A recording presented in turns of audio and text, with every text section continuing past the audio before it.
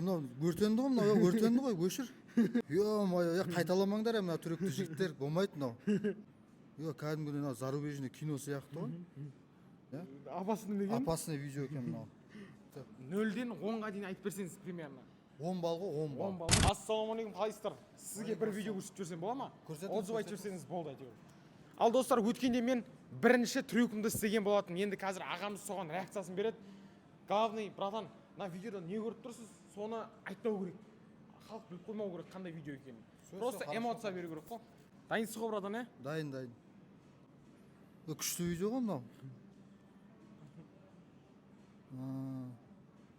Молодец, жігіттер. Кәдімгі мынау зарубежный кино сияқты ғой. Ё-моё, қайталамаңдар, мына түрікті жігіттер болмайды мынау. Байқаңдар жігіттер. Ё-моё. Мынау өртенді ғой, мынау өртенді ғой, өшір. Қайда түсіріп жүрсіңдер, енді кино сияқты видеоны. Ё-моё. Қайталамаңдар келесі жол мынау, Апасының деген? Опасный видео екен мынау. Ё-моё. Қалай ойлайсыз, братан?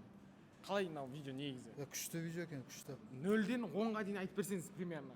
10 балл ғой, 10 балл. 10 балл ма? Кәм чёткі ма, братан? Чёткі түсіргенсіңдер ғой, әдемі. Құдай қаласа осы видеоны салайын деп жатыр. Подписчиктер әлі ешкім тапқан жоқ қандай видео екенін. Салыңыз көрсін. Пример не айтасыз қазір оқырмандарымызға?